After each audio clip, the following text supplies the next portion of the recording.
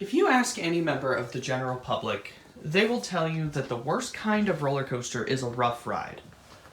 I'm here to tell you today that I've ridden some insanely rough rides that I actually enjoy once I could look past the pain.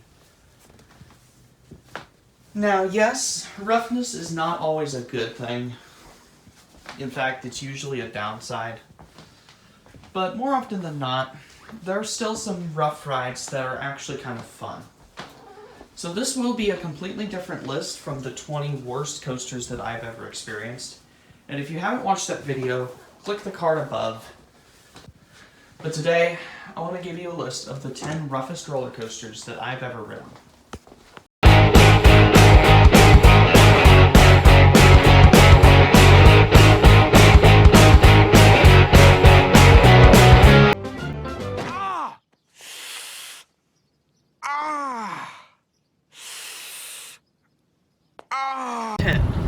Time Warp at Canada's Wonderland. This is a Zamperla Volare model, and it's their take on a flying coaster, and needless to say, they miserably failed with making a flying coaster.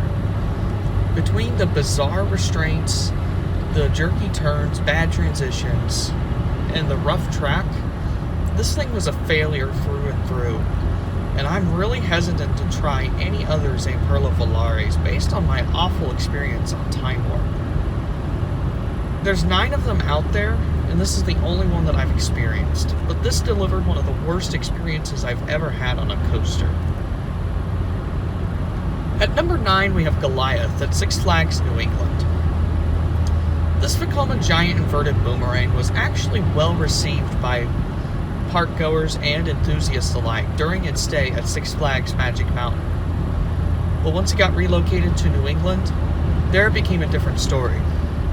Not only is this thing hardly ever open, but I think guests have reason to worry when this thing operates than when it's closed. Because it's an extremely rough and unbearable ride. And it's all thanks to those stupid trains that this coaster has. Thank you, Six Flags. And number 8, we have the Boss at Six Flags St. Louis. Six Flags St. Louis is my home Six Flags park, and the Boss is one of 3 Woodies at the park, and it's my least favorite there. It did miss my top 20 worst coasters list, because there are some good redeeming qualities to this coaster, but every single time I ride this, it gives me a pretty nasty headache, so I had to find a spot for it on the 10 roughest coasters list. At number 7 is another entry from Six Flags St. Louis. This is the dumpster fire known as Ninja. The relocated mutant of a half arrow and Vekoma looping coaster. Ninja was just doomed right from the start. The track profiling isn't good, and the first part of the ride absolutely just jackhammers you, especially on that sidewinder. Needless to say, that element is probably one of the worst elements on any coaster. And it's not because of the fact that it's a sidewinder. I actually don't have a problem with the sidewinder element itself. It's just poorly executed.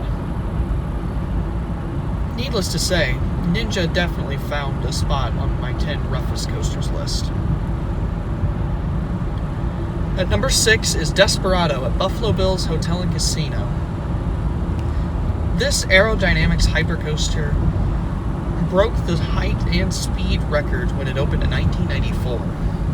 Unfortunately, today, it's gained a reputation for having a bunch of awkward transitions and an extremely rough ride. When I finally got to experience this in June of 2016, I determined that all of those accusations were true. No amount of maintenance can fix these awful aero transitions and the extremely rough ride that this coaster provides. But, say what you want about these aero hypers, they can still provide some good airtime. Desperado may not have as much airtime as Magnum, but it still has some good moments. which is why this also missed my top 20 worst coasters list. At number 5 is the Steamin Demon at the Great Escape.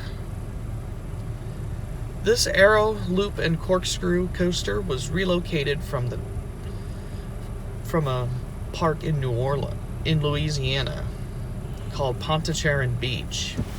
I'm not even sure if I pronounced that correctly, but yeah.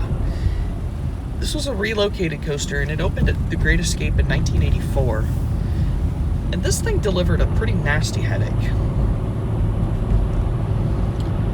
It's not the fact that it's got bad arrow transitions. It's just the fact that this thing is a headbanging machine. And I had no desire to go back for a second ride on this.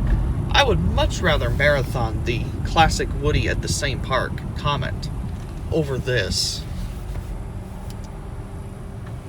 At number 4, we have Wildebeest at Canada's Wonderland.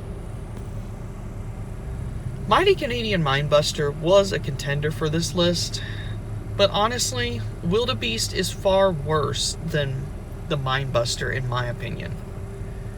They're both terrible rides, but I would say Wildebeest is far rougher. I'd say just tear this into firewood as far as I'm concerned. Or just, you gotta do something with this thing. I know that RMC really can't do their work on Canadian coasters, so that's a shame. So whatever Canadian company is capable of taking old or rough wooden coasters and transforming them into hybrids, feel free to get your hands on this thing, because it delivered nothing except roughness.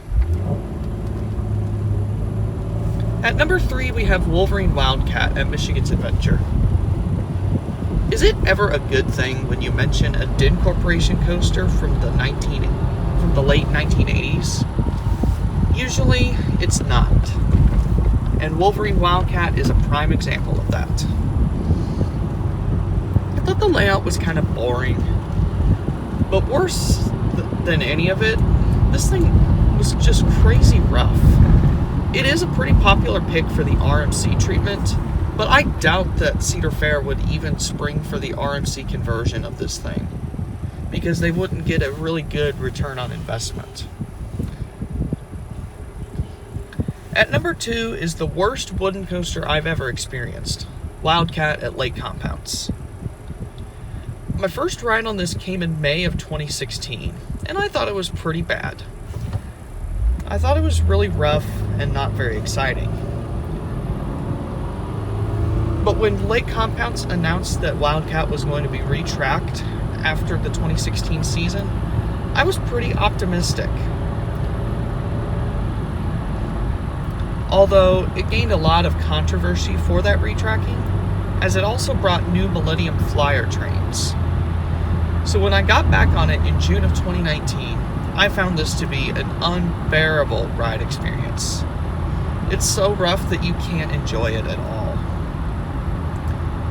Plus the fact that there's no airtime, and that you're just bouncing around in your seat.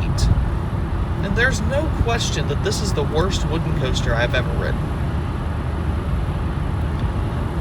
But it's not quite the roughest coaster I've ridden. That honor will have to go to the Great American Scream Machine at Six Flags over Georgia. I haven't ridden this since 2016, and I've heard that it's even worse now. But this thing was flat out brutal. Oh my gosh, I about puked on this thing the last time. Will I give it another try when I go to Six Flags over Georgia in June? Yes, just to see if I can better prepare myself. And the reason this doesn't make my top 20 worst coasters is because, well, there's actually some good airtime on this coaster. So at the end of the day, I really can't complain too much.